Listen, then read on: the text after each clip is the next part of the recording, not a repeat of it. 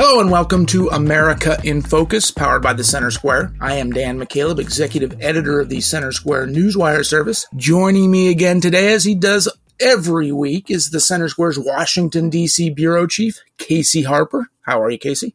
Doing good, Dan. Republican U.S. House Speaker Kevin McCarthy opened a formal impeachment inquiry into President Biden, saying that there is mounting evidence that the president's son and business associates with Joe Biden's influence took millions of dollars from foreign interests and that the president knew about it. Is this a big deal? This is a big deal for a lot of reasons. It's a big deal for, historically, weirdly, impeachments have become more common in modern times, but historically, impeaching a president, though they're not doing that officially yet, but even talking about it is a huge deal, right? It has big implications for Biden's, legacy. It has big political implications going into 2024. And, the presidential election, right? Right, exactly. The presidential election and other elections, because what it's going to do is it's going to force a lot of these lawmakers potentially to vote to back or, go against Biden, right? And so could be a tough vote for some of them.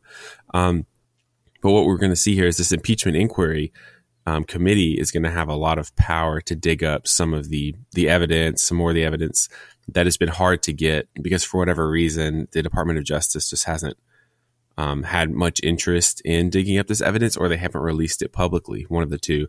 And so the House Oversight Committee, mostly that committee, has been painstakingly and slowly just releasing more and more evidence that it's taken them so long to get. And they've had to be very aggressive. They threatened to hold the FBI head in contempt to get this document that's now one of the key pieces of evidence. And there's been a lot of debate over if there is evidence at all, and I think we can get into that. But what this is going to do is going to set up a committee that has more power and a lot of backing from the top of Republican leadership to go after and get to the bottom of this and pull up some things that'll probably be pretty damning, a steady stream of damning documents, which could impact the election going into next year.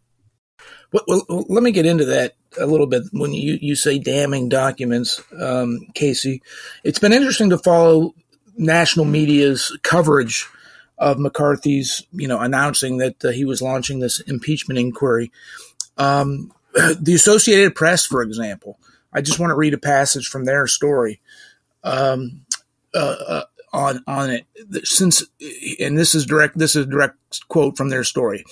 Since gaining the House majority in January, House Republicans have aggressively investigated Biden and his son, claiming without evidence that they engaged in an influence peddling scheme.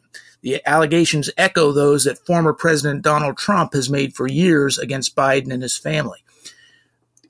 Without citing anything, the Associated Press says that this impeachment inquiry was launched without evidence, and then they tried to tie it to President Donald Trump's past claims. And of course, President Trump has made some outrageous claims in the past. So by doing that, they're really the Associated Press is really saying that this is a bogus impeachment inquiry. You've been covering this story for months, Casey. Is that true? Is there no evidence against President Biden? Yeah, I saw that too, and I was really surprised to see it because there definitely is evidence. It's pretty unquestionable that there is evidence. Now, that without evidence phrase really dates back to when former President Trump was claiming the election was stolen, and a lot of media outlets were wrestling with how do we report about his claims, but if we don't agree with them.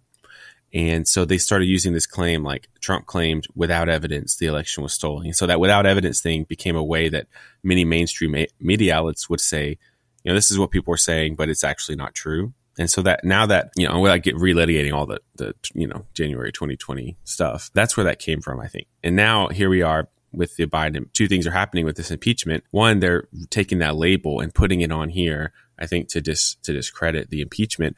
And then they're trying to do guilt by association by saying, hey, well, Trump claimed this.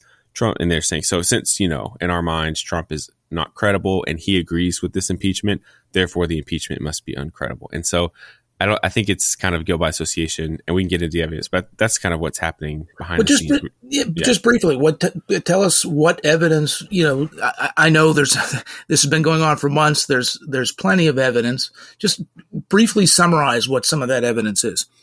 Sure. I'll this is from the House Oversight Committee for the most part. I'll just lay out some of these things. Honestly, there's more evidence that I can go through, and I'll just say that just because we're saying there's evidence doesn't mean we're making a ruling. You can find a piece of DNA evidence at a crime scene. It's not saying that someone's guilty, but there is evidence, whether or not they're guilty. Smoke as opposed to a fire, let's just say. Right, exactly. And there's definitely a lot of smoke. So, for instance, there's Devin Archer, who is a longtime business associate of Hunter Biden for many, many years and worked with him on all these deals. He testified to the House Oversight Committee, and he said a lot of things. He said that Joe Biden was the brand and used these signals. He testified that he was aware of at least 20 times when he was vice president during the Obama administration, at least 20 times when he spoke on speakerphone with Hunter Biden's foreign business associates.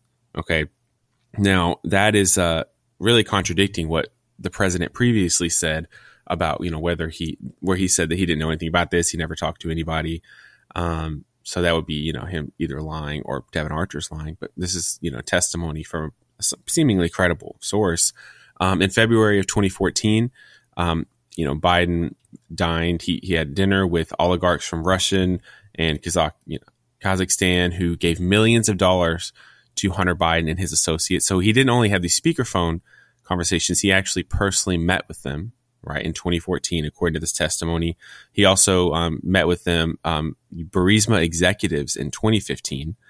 And then there's all this stuff with how, we on the record, Biden is on video saying that he kind of interfered in this prosecution into Burisma after he met with these guys, right? So that's another thing that was testified. We have the Treasury Department.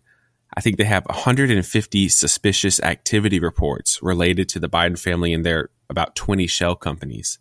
150 Treasury Department suspicious activity reports. So this is not just a Republican investigatory committee. This is a federal agency, right, that has all these reports of suspicious activity, 150 of them, of basically bank transfers, the way money's moved around. The Treasury Department keeps note of that. And banks reported it as suspicious activities. Exactly. There's bank records too. So there is evidence, despite what the Associated Press is reporting. Not saying there's evidence that he's guilty of anything, but there's enough evidence there to move forward with the investigation. Right. And as well, I'll just one more odd really quickly is an FBI informant who called it outright a bribe. A trusted FBI informant just said it was a bribe. So those are three good examples. The Devin Archer, the bank records, and then this FBI informant. Separately, and we don't have a lot of time, Casey, Hunter Biden, President Joe Biden's son, on Thursday, September 14th, was indicted on federal gun-related charges. Just briefly bring our listeners up to speed on that. Yeah, so Hunter Biden, he previously made a plea deal earlier this summer, and then it fell apart because there were questions over, did it give him broad immunity to future charges? And there was kind of a discrepancy about this. But now, so he was facing a trial date, and now Special Counsel David Weiss has, he's been indicted in this connection with a gun that he bought in 2018. This is the first time this ever happened to a child of a sitting president, which has been reported. So this is very interesting. His plea deal collapsed. Now this is probably going to have a big trial for the president's son going into 2024. One more thing to make an already crazy, hectic election year even more intense. And there's certainly, this campaign season is just going to be bonkers. Of course, the former President Trump, who's the front runner in the GOP primary at this point, facing his own felony charges, 4 separate indictments. Don't have the time to get into all of that, Casey, because we are out of time. This is a story that's not going away, and listeners can keep up with it at thecentersquare.com. For Casey Harper, I'm Dan McCaleb. Please subscribe, and thank you for listening.